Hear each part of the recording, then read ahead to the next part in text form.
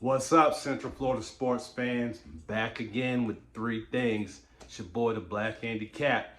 So today I want to talk about the Orlando Magic. Watching the playoffs, watching Boston struggle a little bit with the three-point shot, and looking at what Indiana does. And I'm thinking about the offseason, right? As Magic fans, we're excited.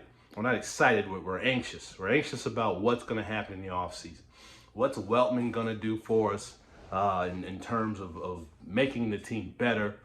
Lots of discussion. I'm seeing lots of stupid trade ideas out on YouTube and the internet and all that kind of stuff. So I'm not the guy that goes in there and digs through everything and all that, looking at draft grades and all this other stuff.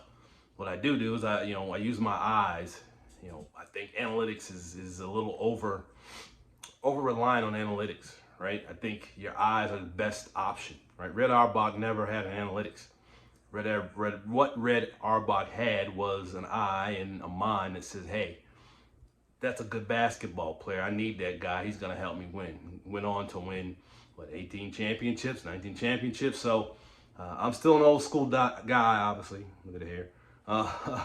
So I still believe in what I see is just as important as all the numbers. I'm not saying analytics is dumb or has no purpose. I think analytics does play a role in the modern NBA.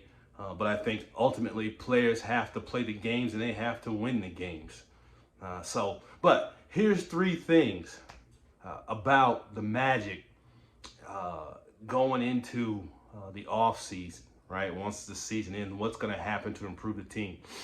First thing I want to talk about is Magic fans got to mature, okay? Magic fans think they're going to give up the players they don't want to get some player that everybody wants, right? When I see people talking about what we want to do, hey, let's get rid of Wendell Carter Jr., let's get rid of Jonathan Isaac, hey, let's get rid of this guy, all right? Let's get rid of Gary Harris, let's get rid of Jet Howard. Well, what we know about the Magic is that due to their contract situation and having to extend Paolo, right? The Magic are going to have to do things by trade, or get things done by trade. Not going to be done via free agency. So what does that mean? To get a good player of value, that means you're going to have to give up a player of value, okay? You're not going to get something for nothing. All right, I see too many fans, well, let's just get rid of this guy. Let's get rid of Gary Harris, Jet Howard, and Wendell Carter Jr., right? And we'll get back Giannis, right? It don't work that way. All right, unless you're finding a team that is in a rebuild, maybe that works for Milwaukee, right? Because if they're looking to rebuild, they want to dump salary and start over. The Magic have some of those types of players and some guys coming up at the end that they could dump off. So maybe that works. But for the most part, you're going to have to give up something you want to get back something you need. Okay, so I know everybody's talking about certain players are going to be gone. Hey, get rid of this guy, that guy. You might have to get rid of somebody else that you really like.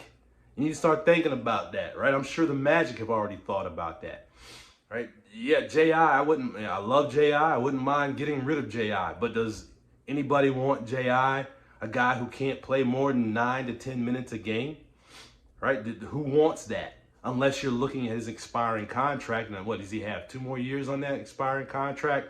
And although it's a small contract, he's still taking up a roster space. So, names like Jalen Suggs, Anthony Black might come into play. Okay, so you've got to be aware that to get something you want, you're gonna have to give up something that you don't want to give up. All right, so let's mature as fans and understand that this has to happen. An example of this, Boston Celtics, right?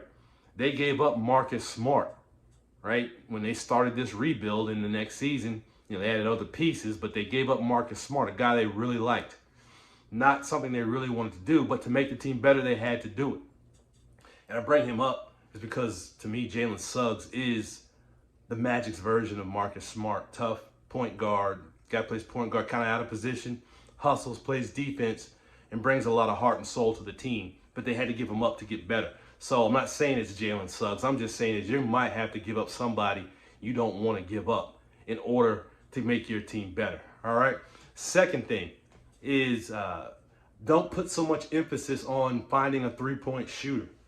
All right. Uh, you look at the last couple of seasons, right? The best three-point shooting teams weren't the teams that won the championship. Okay. Now Boston shoots a lot of threes, but they don't necessarily have the best three-point shooting percentage. At least last season they didn't, right? So is three-point shooting the key to winning an NBA championship? You know, if you watch this year's playoffs or this season's playoffs, three-point shooting is what's gotten what got Boston in trouble. They went cold, right? And they stopped taking the high percentage shots. And so the Knicks kind of took advantage of that, and they had a point guard who could score, and they found ways to stay in games at the end. They found ways to win. You look at Indiana Pacers, same thing. They win with pace. Pacers pace, right? They're not a great three-point shooting team. They take three-point shots, but they score, right? They go out, they get points, they score. Halliburton, again, another point guard that can score off the dribble. I was listening to Locked On Magic the other day. Phil Stutzman, Big Phil, you know who I am, Big Phil. You know who that is.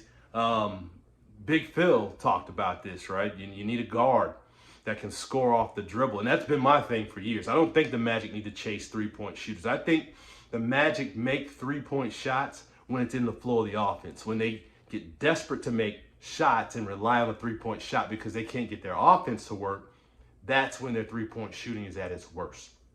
So realize that three-point shooting isn't necessarily the end-all to this. Finding someone who can score, Anthony Simons, that's the guy, right? He can score off the dribble, right? I'd take a Tyus Jones, right? Because even somebody who can create off the dribble, right? Not necessarily a great scorer, but he can create. We saw that with Cujo this season, right? Cujo wasn't a great scorer, but the offense looked much better when we had a point guard that could run it. When Cole Anthony has been good at the point guard position. Cole Anthony's has played well at that point guard position. The Magic have looked good, and there's been times when Mosley's used him in the closing lineup. You know, in that fourth quarter closer lineup, he's had Cole Anthony out there in the absence of Jalen Suggs. So not necessarily a three-point shooter, maybe just a guy who can score off the dribble. I'm a big fan of that. I heard, like I said, I heard that on Locked On Magic, and I was like, finally somebody saying what I've believed for years. So hopefully that's on the minds of Magic's ownership. The third thing, number three, third thing we need to look at here is, I don't know, people are upset about the KCP sign. Oh, it didn't pan out. Nah, I'm not going to say that yet. I think expectations were incorrect about KCP. People, and this happens to a lot of people the Magic bring on in terms of scoring. KCP's not a volume scoring guy.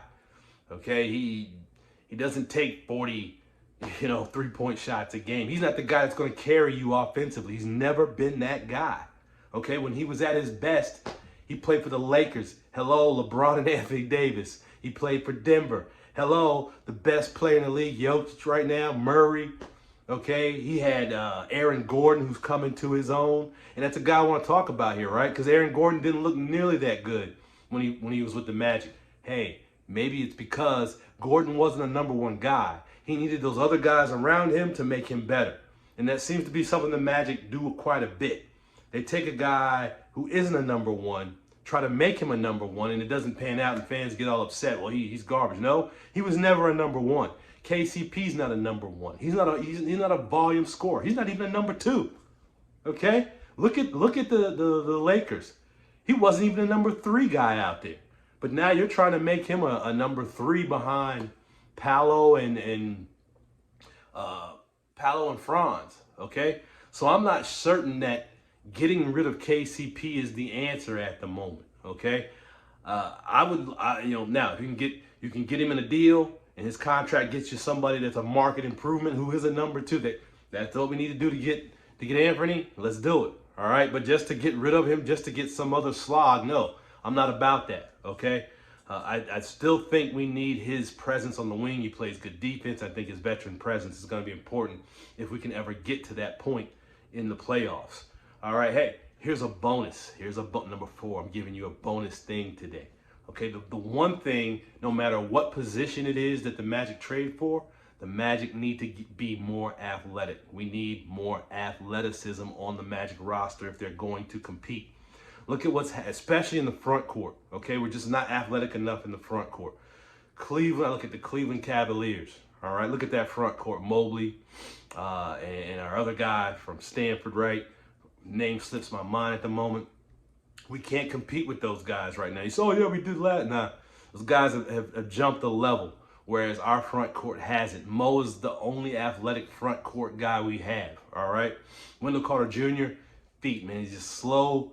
He's not really a 5, he's really more of a 4. People like, oh, he's a 4, okay? He's a 4. Understand that he's a 4, but at the end of the day, he's just not very athletic.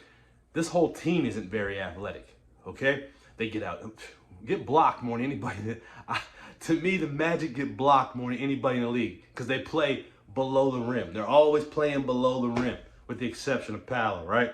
So they've got to get more athletic, right? Because look at the Pacers, that quick pace. The Magic can't keep up. That's why the Magic have to play such slow games, because they're not as athletic as these other teams. So we've got to get more athletic. No matter what position it is, that position needs to make sure that it's more athletic. Okay, so hey, those are my 3 things plus a bonus about the Magic going into the offseason. See you next time. It's your boy, the Black Handicap.